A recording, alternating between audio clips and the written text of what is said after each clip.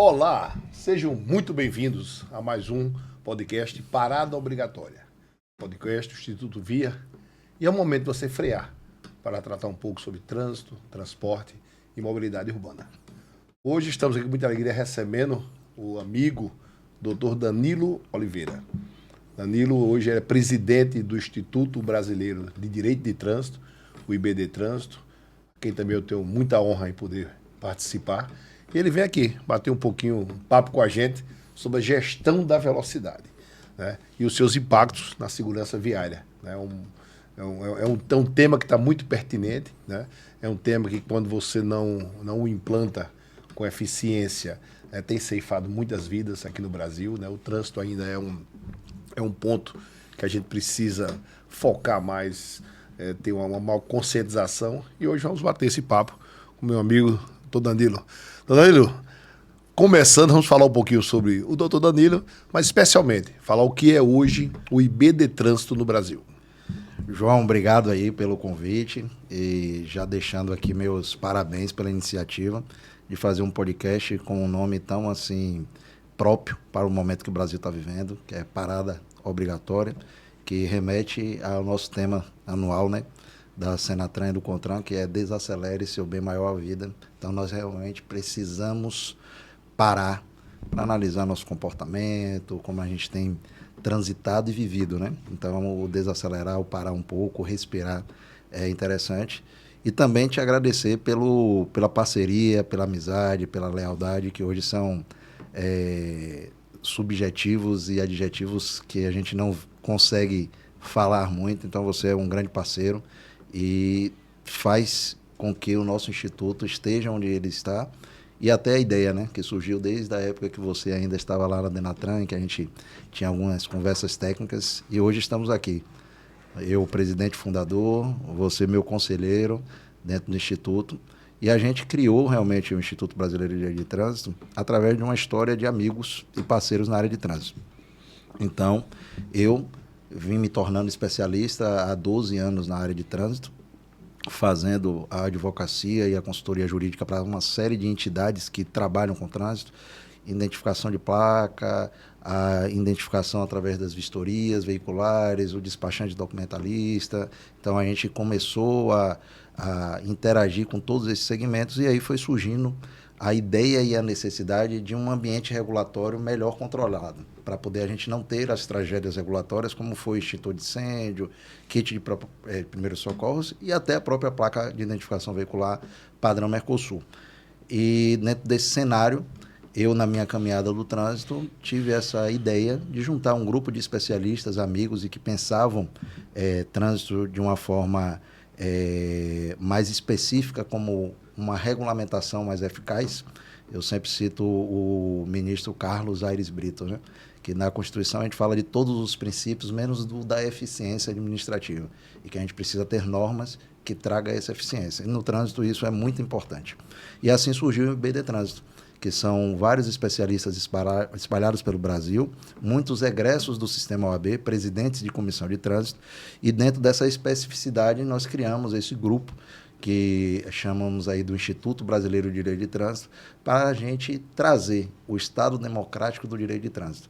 Então, a gente quer preservar o direito de ir e vir com qualidade, a gente quer trazer a desburocratização dos serviços de trânsito com segurança e queremos proteger a vida através de marcos regulatórios, leis, resoluções, portarias que tragam esse ambiente melhor para o nosso Brasil na área de trânsito. Eita, coisa boa. Danilo, os estudos eles nos apontam que com apenas uma redução de 5% na velocidade, a gente consegue diminuir em 20%, né, os sinistros, lesões e mortes no trânsito. Como é que essa estatística ela hoje tem impactado, né, os órgãos de trânsito? Né? Você que anda muito, conversa muito, está participando de muitos eventos.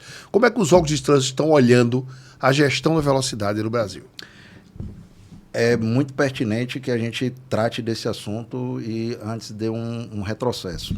No Brasil, a gestão da velocidade sempre foi um pouco negligenciada na questão estruturante. Ela sempre foi tida como fiscalização. Gestão de velocidade significa fiscalizar e multar. E hoje a gente sabe que esse não é o viés adequado, até porque os resultados dentro das todas as décadas que a gente viveu aí, tanto da ONU como o Penatrans, não trouxeram resultados efetivos. O que fez, inclusive, trazer essa sensação falsa da indústria da multa. Eu multo, mas não corrijo o comportamento, porque as pessoas continuam cometendo as infrações de trânsito vinculadas à velocidade. Então, hoje, a gente vê que esse tipo de olhar em gerir a velocidade com questões estruturantes, desde a educação, mostrando quanto o fator velocidade, como você falou de um índice, pode trazer uma sinistralidade maior daquela ocorrência, ou seja, a gente minimiza as chances de sobrevivência de uma pessoa com um percentual pequeno de redução da velocidade. Então, isso a gente precisa fazer com que o cidadão tenha essa percepção que quanto mais se aumenta a velocidade, maior é a gravidade daquele sinistro de trânsito. Depois a gente tem que vir, como você falou, para os órgãos do Sistema Nacional de Trânsito, que eles precisam repensar o limite de velocidade nas vias. Então, dentro disso é que a gente fala gestão da velocidade. Essa via tem capacidade de ter quantos quilômetros por hora de velocidade para que quem transita ali tenha a possibilidade de sobreviver quando ocorrer um sinistro. Até porque no sistema Visão Zero a gente sabe que o sinistro ele é evitável, mas vai acontecer. E quando acontecer, a gente tem que ter as medidas mitigatórias. E uma das principais delas é a gestão da velocidade. Você tem uma velocidade compatível para salvar aquela vida no trânsito. Então, hoje, nós precisamos capacitar melhor os gestores de trânsito para que eles, dentro de uma visão estruturante, consigam trazer a educação para o trânsito, mostrando quanto a velocidade ela é importante para que o cidadão reveja seu comportamento. O segundo é a questão estruturante, que ele precisa repensar e replanejar as velocidades nas suas vias urbanas e onde e como e em velocidade as pessoas podem transitar naquelas vias. E o terceiro fator, que é a parte da comunicação. A gente precisa fazer com que o cidadão tenha de forma ostensiva agentes de trânsito, a sinalização viária, principalmente a vertical, mostrando qual é a velocidade da via, para ele sempre lembrar qual é a velocidade permitida naquela via. Então, eu acho que a gente precisa tratar políticas públicas com todos os gestores, no âmbito federal, do governo estadual e municipal, esses três pilares. Quando você iniciou a sua fala falando na negligência, né, que nós temos negligenciado na gestão da velocidade, me veio logo a lembrança desse famoso relatório do DENIT. Né? Eu acho que o relatório do DENIT ele mostra a incompetência nossa, né, em fiscalizar. Quase 50% das multas dos radares das rodovias foram anuladas, né, por falta de uma leitura correta da placa, por falta da ausência de placa, diversos outros fatores que geram isso, uma impunidade e mostram uma ineficiência muito grande do sistema. Então, aproveitando essa deixa, o que é que você acredita, né, que a gente possa fazer para melhorar essa averiguação dos veículos, citando um exemplo do chip na placa, né, de veicular, e outras ideias que a gente possa trabalhar essa forma de gerir melhor a velocidade e ter essa redução, né, grande nos índices de lesões e mortes. João, nós do Instituto, há 3 anos atrás, recebemos esse relatório do DENIT, tratando dos números de 2022 e 2023, e depois a gente aprofundou um pouco e foi para um relatório da CGU que datava de 2018. E desse 2018, a gente começou a tentar identificar as causas. Olha, a gente hoje tem um Plano Nacional de Controle Eletrônico de Velocidade, o PNCV, implantado no Sistema Nacional de Trânsito e que todos os órgãos de trânsito obedecem a esse PNCV. Dentro desse PNCV você tem esse índice que há mais de 10 anos já foi chamado a atenção pela Controladoria Geral da União, dizendo que nós estávamos tendo a ineficiência de 50% dessas identificações, ou seja, a gente estava tendo exatamente essa questão de que as multas de trânsito, elas não estavam chegando aos infratores. Então, a pessoa fazia a velocidade excessiva era identificado que foi em excesso, mas o veículo não era identificado, então nós não tínhamos nem a multa atribuída ao veículo, nem a pontuação na CNH daquele cidadão, o que inclusive trazia uma sensação de impunidade. Pô, passei acima da velocidade e nem sequer fui autuado, então estou tranquilo. E o desperdício do dinheiro público, porque esses contratos eles têm valores. E esses valores, quando você tem um índice muito grande de pessoas que estão sendo ali infringindo, mas não estão sendo multadas, eu estou perdendo a capacidade financeira de ter dinheiro para investir em políticas públicas de educação, para que aquela infração se torne realmente um retorno para a sociedade através do recurso financeiro para aplicar em políticas públicas de mitigatórias dessa parte da velocidade que tanto mata. E aí a gente tem uma série de fatores, João. A gente foi a vários municípios e, pasmem, a gente chegou a municípios que chegava a 72% de perda das autuações. A pessoa passava acima da velocidade, mas não era multada 70%. Então, 200, eu até hoje lembro o nome, vou preservar o município. Então, de 220 mil autuações, somente 60 mil se transformavam em multa efetiva. Então, era uma perda enorme dessa questão. Então, a gente tem o fator da leitura da placa, porque a placa hoje ela não tem um padrão. Nós, no Brasil, hoje temos umas 7 placas de identificação veicular.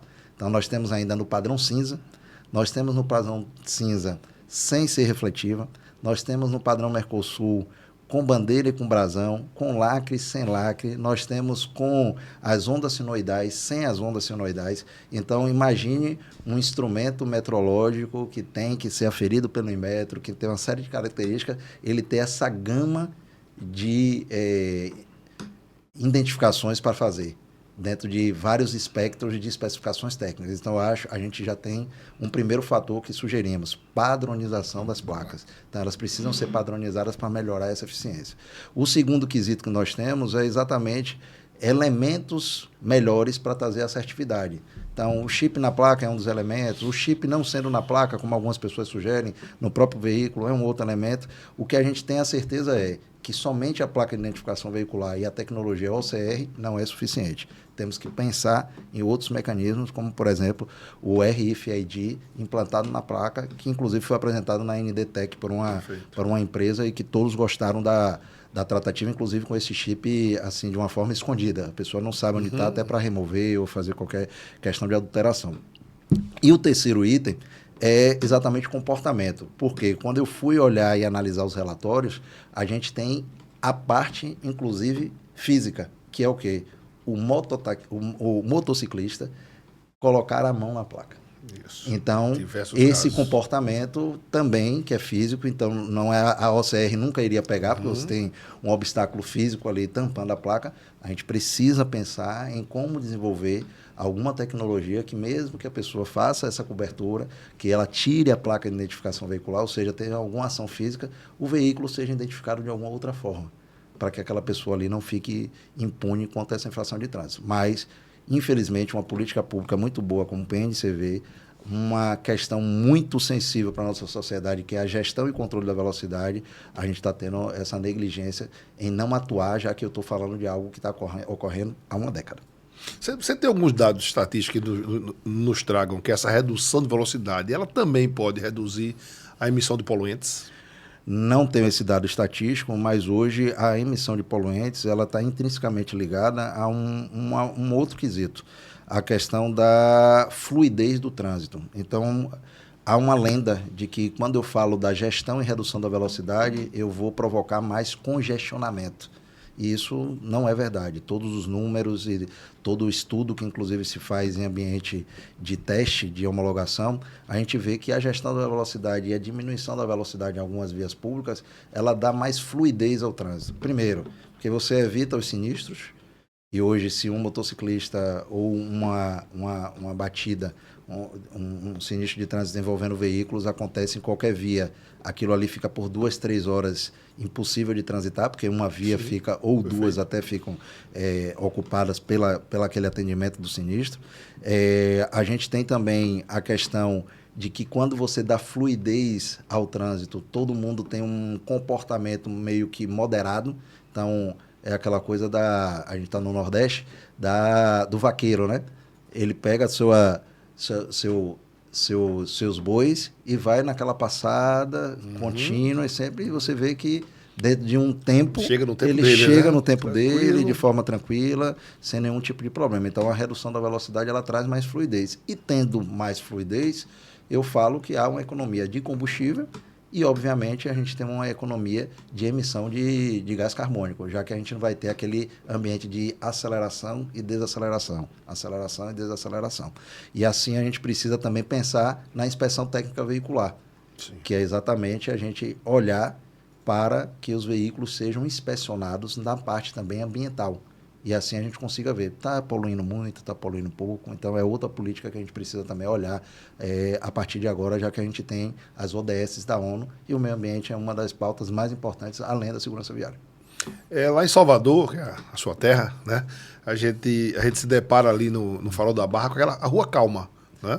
A Rua Calma, onde você só pode andar 30 quilômetros, e ali convivem os bares, convivem as pessoas, os ciclistas, os pedestres, né? Sem nenhum risco de provocar um acidente. E se houver uma acidentabilidade, é muito pequena, você não vai ter lesão, né? Não vai ser morte no trânsito. E qual a relação dessa gestão de velocidade com os custos que nós temos hoje no Brasil, especialmente do SUS? Vou aproveitar para fazer um gancho até de algo que foi publicado ontem, né? A Senatran, depois de alguns estudos e, obviamente, depois de alguns questionamentos de várias instituições e num trabalho conjunto, inclusive com algumas dessas instituições, soltou ontem uma consulta pública. E essa consulta pública, a gente vai poder colaborar com ela até dia 21 de agosto. Então, basta acessar o site da Senatran e olhar lá que tem uma consulta pública ativa, que é exatamente consulta para aprimorar guia de gestão de velocidade no trânsito. Então, o secretário Adurado Catão teve essa percepção da necessidade da gestão de velocidade e que também essa percepção não é fiscalizar, é exatamente construir um manual e com esse manual os municípios conseguirem olhar a engenharia, a formatação de como melhor adaptar as velocidades àquele local. E por que isso é importante dentro do que você questionou? As zonas 30, que é exatamente essas traffic calm, que são as zonas de tráfego calmo em que você tem um trânsito compartilhado, como a gente viu aqui até em João Pessoa, faixas na orla, onde você tem ciclista, pedestre, crianças, veículos autopropelidos, patinete, e transitando em um ambiente comum, e todos respeitando o seu espaço, os seus limites de velocidade. Então, nessa zona 30, é exatamente por isso, são 30 km por hora que os veículos podem despender de velocidade, e ali você tem um ambiente que todos convivem harmonicamente, a sinistralidade ela diminui bastante, e se ocorrer, eu estou numa velocidade de 30 km por hora, que realmente é algo que não vai impactar tanto na vida, na saúde da pessoa, e que ela venha a ser resgatada com vida de qualquer sinistro que aconteça ali. Então, veja o quanto é importante a parte de gestão, seja da velocidade, seja do trânsito como um todo. Isso aí, estamos recebendo no podcast Parada Obrigatória o doutor Danilo Oliveira, presidente do Instituto Brasileiro de Direito de Trânsito. Danilo, agora vou colocar uma pimentazinha, né? Vamos. O Brasil ele tem um tal de falar na indústria da multa, né? Então, na hora que a gente fala em gestão de velocidade, quando a gente precisa aplicar monitoramento, precisa aplicar redutores, então vem logo uma grita dizendo que isso é a indústria da multa. Como é que a gente pode mudar essa percepção? Como é que a gente pode levar as pessoas à percepção de que, na verdade, é a indústria do infrator, né? Ela não é a indústria da multa? João, a gente vem trabalhando, a minha primeira apresentação pelo Instituto sobre essa questão da indústria da multa, uma reformulação que a gente fez de conceito, que hoje no Instituto a gente trabalha muito em reformular velhos conceitos, até porque eles não trouxeram nenhum resultado efetivo, então a gente precisa reanalisar, repensar e colocar ele de uma outra forma.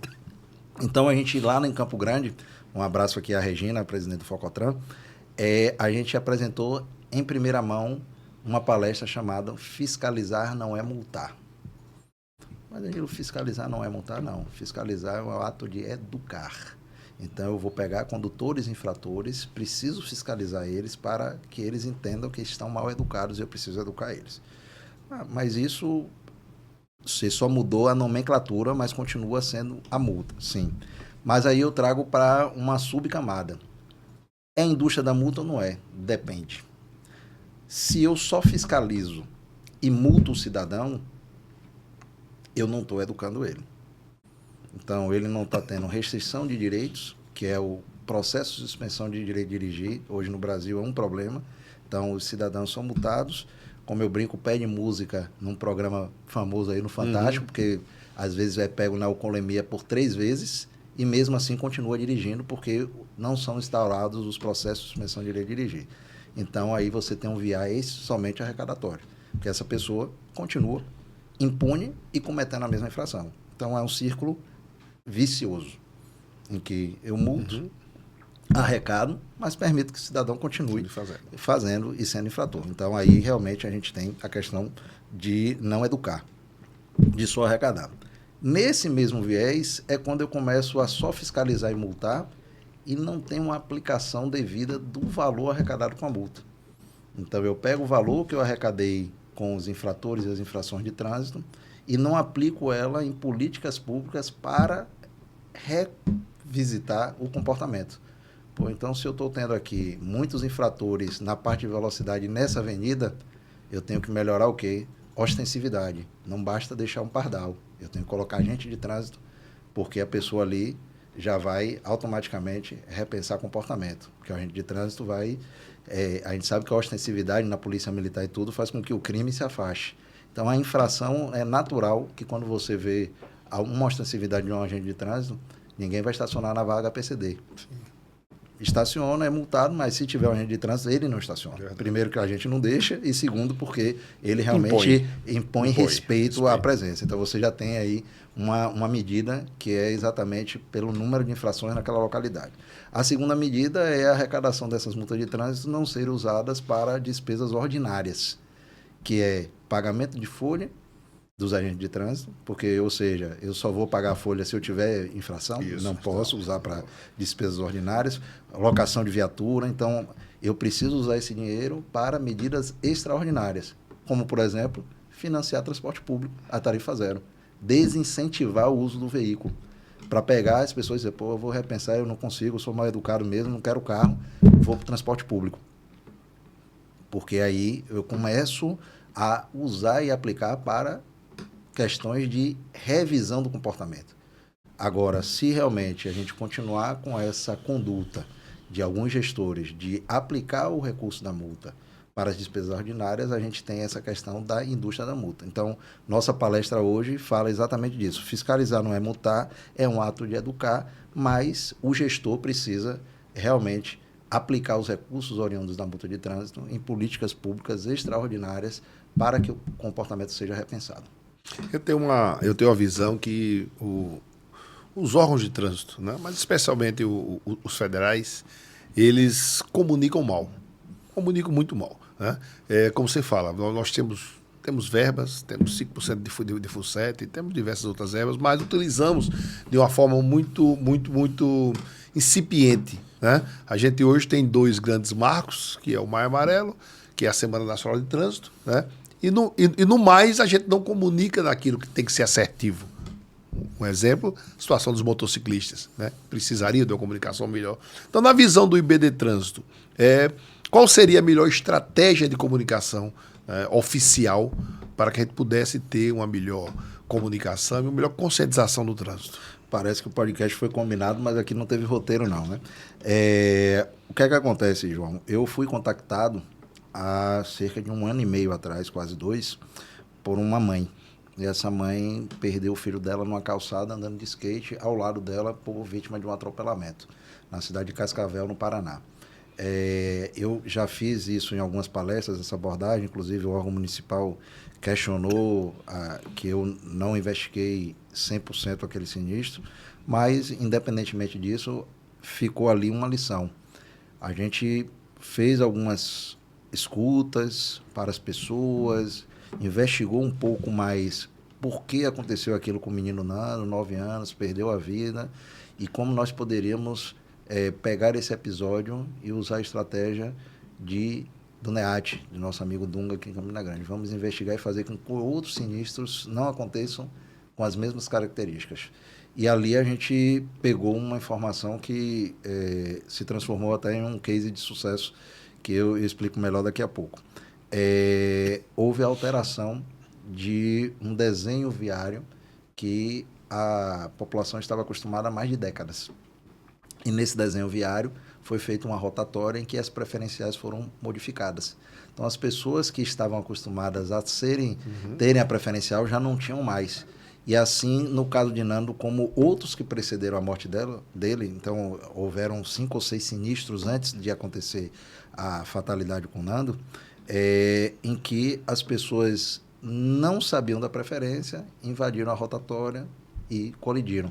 Só que nesse caso de Nando, a colisão fez com que a condutora do veículo perdesse o controle, adentrasse a calçada e causasse o atropelamento com uma vítima fatal, que é o menino Nando de 9 anos.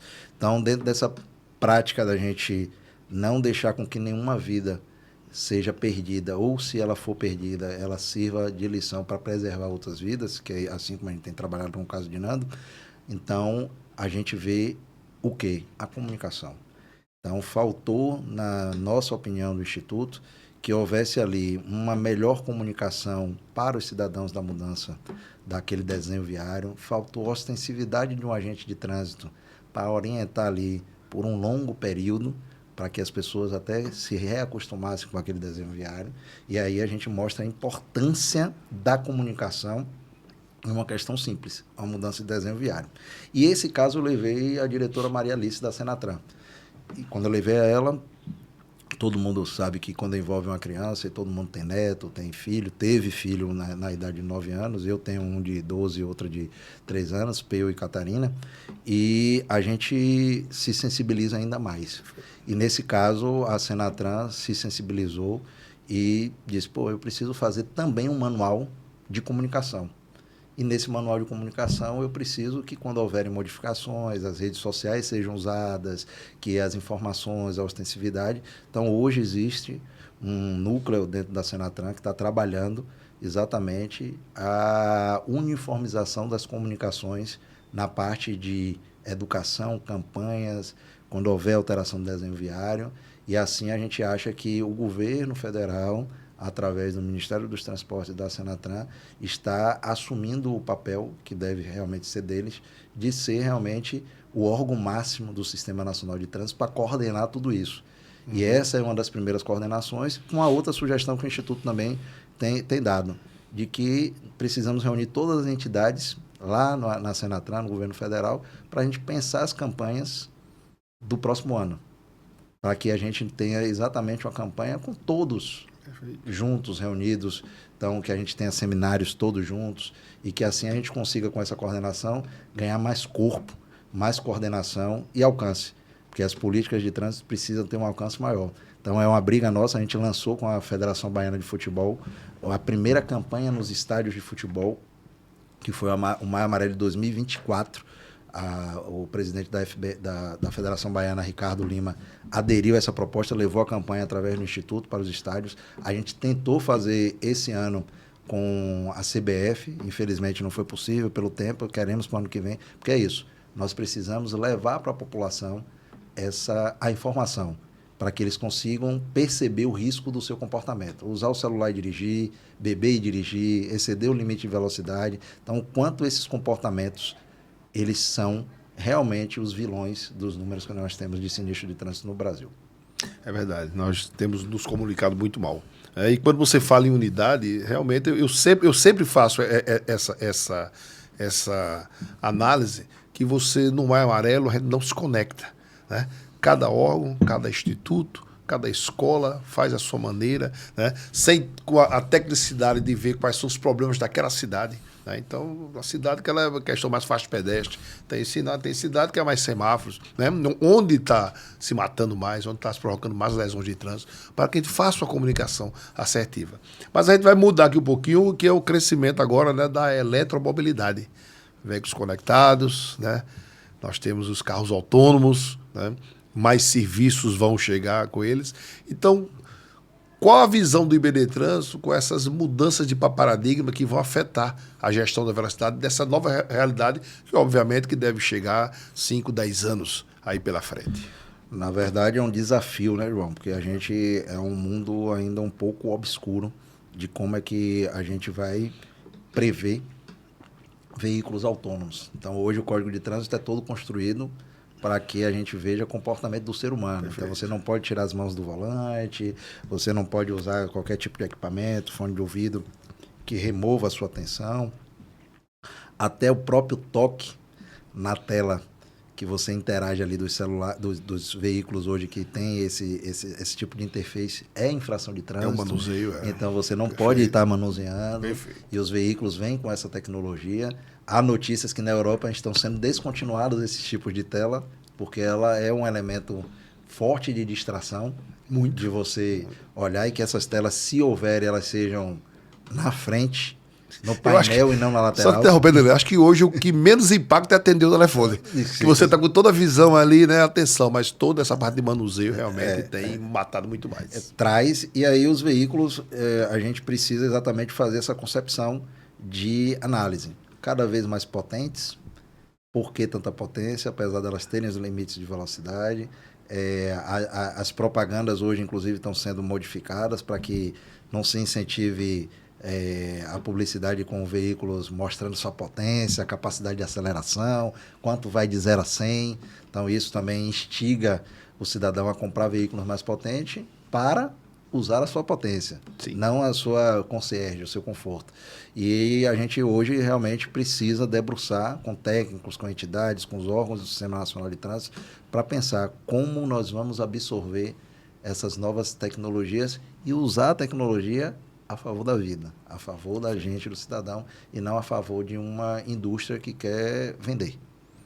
E a gente já chegando ao final do nosso podcast, Danilo Oliveira, presidente do IBD Trânsito e falando pelo IBD Trânsito. Na sua visão, qual seria o grande pulo do gato em termos de políticas públicas, investimento, tecnologia, que a gente possa estar na vanguarda e ganhar essa luta que não é fácil no nosso trânsito? É simples o diagnóstico, mas é complicada a execução. Transporte público.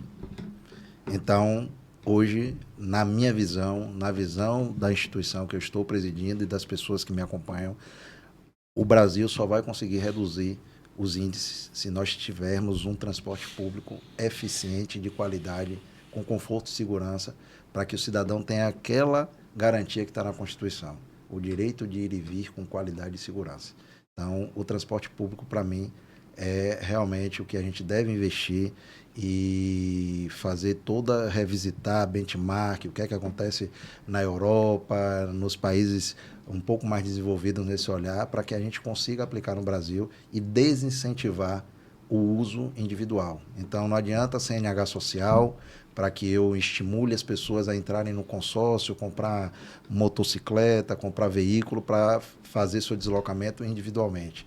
Não adianta eu fazer incentivo para aquisição de veículos, reduzindo o IPI, para que as pessoas comprem mais carros. Eu preciso trazer ônibus, metrô, VLT. Então, eu preciso investir no transporte público e não em políticas públicas voltadas para o cidadão como pessoa, e sim para o cidadão como coletividade. E eu não poderia deixar de encerrar o nosso bate-papo falando sobre o seminário que você foi convidado, organizado pela PRF, na capital João Pessoa, falar sobre, eu achei fantástico esse termo, 2 rodas, uma vida. E onde a gente viu a realidade de motoboy, motogirls, especialmente nessa labuta diária no trânsito, que muitas vezes eles são mais criminalizados do que apoiados e atendidos às suas necessidades. Então, eu queria, Danilo, que você deixasse uma mensagem sobre esse tema. Uma mensagem que eu falo, pode ficar à vontade para falar, porque esse tema, eu acho que ele é muito caro a gente. Esse tema a gente está vendo todo final de semana, 70% dos traumas do Brasil ocupados por motociclistas, chegam com lesões e a grande maioria termina indo para fatalidade do óbito. Então, qual é a mensagem do Danilo, do IBD Trânsito, com relação a esse tema, 2 rodas, uma vida? A gente saiu do seminário um pouco mais rico, E aí parabenizar a PRF, a OAB, que apoiou, as duas entidades que estiveram lá, nos convidaram, TRT, Tribunal Regional do Trabalho, esteve presente, psicólogos, sociólogos, e a gente saiu com uma mensagem: o trânsito não é só ir e vir. O trânsito é uma política pública que passa por inclusão social, por trabalho, emprego, renda e vida. E aí a gente teve que revisitar, como eu falei ontem, a parte da gente de formação na sociologia jurídica, né? Então fomos lá para o filme Tempos Modernos de Charles Chaplin para entender, pô, hoje o profissional sobre moto, os aplicativos talvez sejam exatamente aquela sociedade liberal da época da indústria, né? Em que produtividade, se eu não consigo produzir, eu sou um fracassado, e a pessoa, inclusive, somatizar isso e trazer problemas psicológicos, porque ela precisa produzir, trabalhar 12, 13, 14 horas, esquecendo a gente de conquistas históricas, que é a jornada de trabalho de 8 horas, 44 semanais, o repouso semanal remunerado. Não, hoje ninguém pode descansar, é produzir, então a gente está revisitando um ciclo da década de 30, 40, e a gente, nesse seminário, que eu parabenizei o nosso superintendente da PRF, exatamente dizendo a ele: poxa, primeira vez que eu vejo alguém pensar fora da caixa e exatamente trazer uma visão muito mais ampla, e que com essa visão muito mais ampla a gente consegue talvez pensar em políticas que tragam a justiça social, com a inclusão desses trabalhadores dentro da nossa sociedade. Essas pessoas querem realmente ser mototaxistas, motofretistas, querem trabalhar em cima de uma moto ou uma necessidade. Como a gente falou ontem, é empreendedorismo de necessidade. Eu sou empreendedor não porque eu quero, é porque eu preciso. E empreender quando você quer é totalmente diferente. Então, essas pessoas estão sendo marginalizadas. Você não consegue emprego em lugar nenhum, vai ser mototáxi, vai ser motofrete, vai ser Uber, vai dirigir para o 99. Então, é essa reflexão que saiu de lá. Realmente essas pessoas querem trabalhar com isso, esse ambiente está preparado para esse tipo de pessoa, essa profissão que é tão velha, que é o office boy, como falou a doutora Hermenegilda, hoje ela está sendo revisitada, mas dentro dessa flexibilização toda, não tenho emprego, não tenho renda, não tenho INSS, não tenho nada. Então, é realmente isso que vai melhorar a nossa sociedade. A pandemia nos trouxe essa lição, que precisamos, talvez, às vezes, mudar comportamento, mas ele deve ficar nesse formato da pandemia na atualidade. Então, realmente foi um ambiente que a gente fez muitas reflexões, bons contatos. Conhecemos a AMEM da Paraíba, uma associação de mulheres fretistas, então motogirls e entregadoras. Então, você vê que dentro desse ambiente a gente tem várias causas, a gente tem várias pessoas que estão precisando e gritando por ajuda. Eu acho que o grande mote que o CONTRAN nos proporcionou esse ano, com esse tema maravilhoso, desacelere, seu bem maior é a vida, né? Acho que esse tema ele trouxe o que a gente precisa, a humanização. E ontem, lá no seminário, que eu tive a oportunidade de participar, eu senti isso, né? A humanização dos debates, né? A gente trabalhar com a presidente de um TRT, que é a grande responsável pelo mercado, pelo emprego, né? De fazer os seus julgamentos, e a gente conseguiu ter essa humanização. Então, eu acho parabenizar a sua vinda, né, para o seminário, a sua presença nesse momento, e especialmente que eu senti o IB de Trânsito também abarcando essa defesa, né, das duas rodas, né, especialmente das motogirls e motofretistas, entregadoras, né, mulheres maravilhosas, mas que têm toda uma particularidade pela genética natural de serem mulher. Danilo, para a gente encerrar, eu sempre faço aqui um ping-pong, tá? Então eu faço 4 perguntas de respostas rápidas para a gente poder conhecer um pouco melhor. Um valor que te move? Amor. Um ídolo ou referência? Meu pai. Uma frase que resume a sua missão? Eu vivo para um propósito. E um sonho que ainda quer realizar? Um trânsito mais justo e seguro para todos. Perfeito. Recebemos aqui no nosso podcast, esse episódio do Parada Obrigatória, o doutor Danilo Oliveira, presidente do Instituto Brasileiro de Trânsito, que veio enriquecer o conteúdo desse podcast. Então fica ligado da gente, canal do YouTube, @Instituto Via, que a gente logo estará com o podcast no ar. Obrigado, doutor Danilo. Um abraço e até o próximo.